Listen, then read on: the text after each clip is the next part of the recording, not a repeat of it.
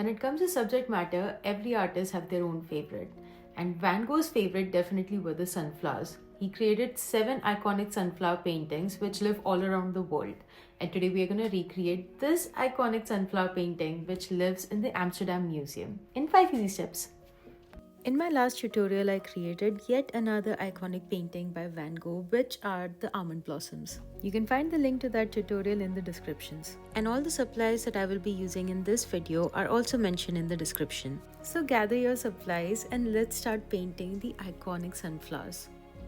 The first step to this is going to create an underpainting. This underpainting is going to be your guide when we are adding the colors, and you won't be able to see it once we are done painting, so don't worry about making mistakes. Start by creating a very watered down brown color just like this. As a ballpark, you want to take at least 95% of water and only 5% of color. The brown color that I'm using is called ochre and it is slightly warmer in nature. Use your medium flat brush as a dropper and add as much water as you need to create a harmonious and flowy consistency just like this. Your combination should be translucent and not opaque. Now using a flat brush, cover the entire background using this combination. This is called an under foundation or a stain. This technique will give you a mid-tone base which will help you paint with lighter and darker colors with more accuracy. Once you're done with the base coat, allow it to dry completely.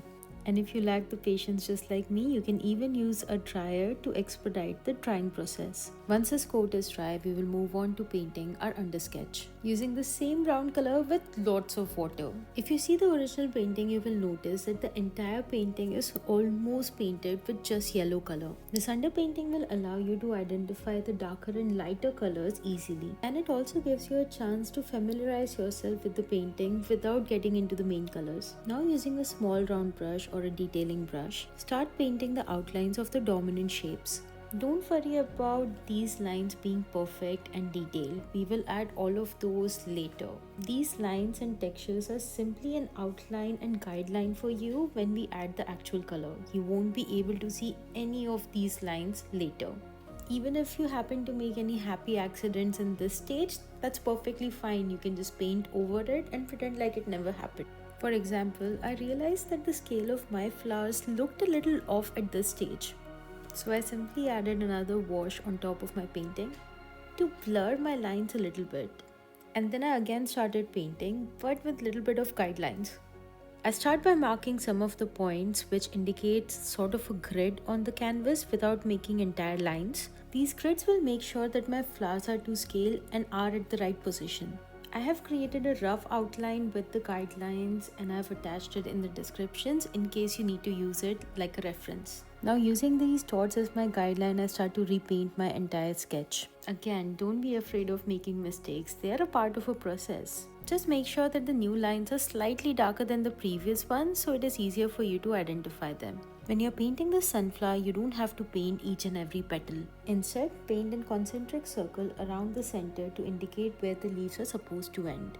Slowly, with a lot of care, complete the outlines of all of your major structures, and then we will fill some of the areas just to indicate that that part is going to be darker than the rest. This entire process is done using a small brush and the same watered down brown color. And once you're happy with your undersketch, you will leave it alone and let it dry completely. Once the undersketch is dry, we will move on to painting the background. As you can see in the original painting, the top part of the background is painted in a very light yellow color and the bottom is painted with a slightly darker yellow color. And Van Gogh paintings are known for their texture, so we will be using color with a consistency like mayonnaise. The top part of the painting will be made by mixing 2 parts of white and 1 part of lemon yellow. Mix the colors and then using a flat small brush, you will start making perpendicular strokes to cover the entire part where the light yellow color is supposed to be. Keep making these plus-like strokes all over the background to complete your light yellow color. You can even paint over a little bit in the area where the petals of the sunflowers are supposed to be. And once you're done with the top part, you can move on to the bottom part where you will be using just your lemon yellow color and paint the entire bottom using the same plus stroke structures. You will also be filling the top part of the vase with the same color. Now the bottom part of the vase is even lighter than the top part of the background. And to create this gradient, you will add white and skin to the top background color. Notice how Van Gogh has already started playing with the contrast even when he is using the same color tones. As you can see, he obviously loved drama in every single thing that he did. And now we will start to paint our sunflowers and their petals. But before we can do that, you have to leave your painting alone to let it dry completely. We do this because we have to paint light over dark in many areas. And if your base colors are not completely dry, you will risk removing those colors instead of putting the color on, if that makes sense. Now, using a small detailing brush, start making the petals of your sunflower. The petals will be pointy towards the bottom and thick towards the center. And these petals are majorly of lemon yellow color with a mustard color outline. You will be painting them using slightly thick color and a detailing brush. You want to hold your brush like a pencil or a pen and keeping it really perpendicular to your canvas with zero pressure. Make only one petal at a time. Keep referring to the original picture to see where the petals are located and how many petals you need to add. You can even go rogue and create your own unique sunflowers. And once you are done painting all of the petals, you can work on the center of the sunflower.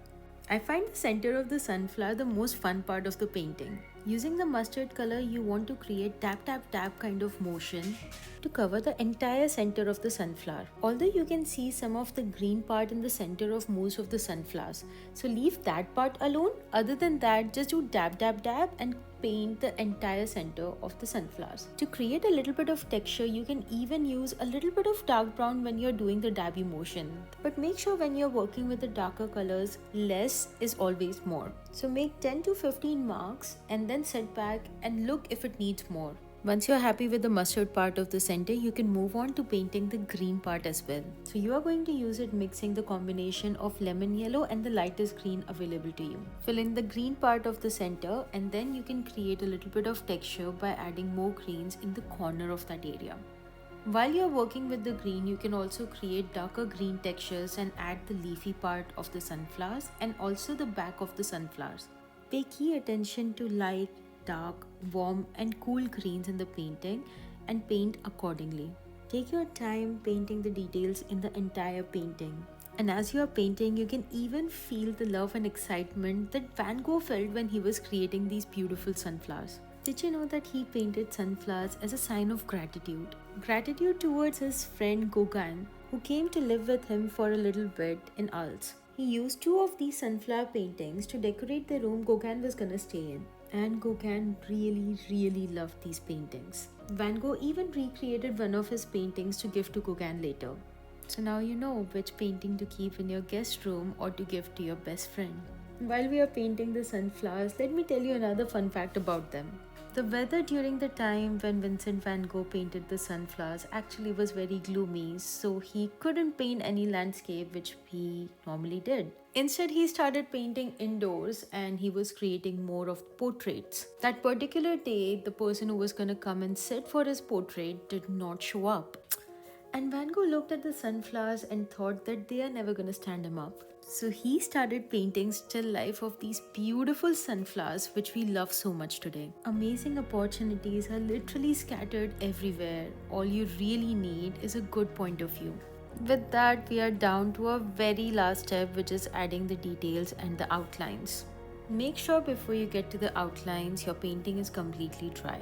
And then using your detailing brush and mix of mustard and brown color, you are going to create outlines around the petals, the sunflowers and wherever it is required.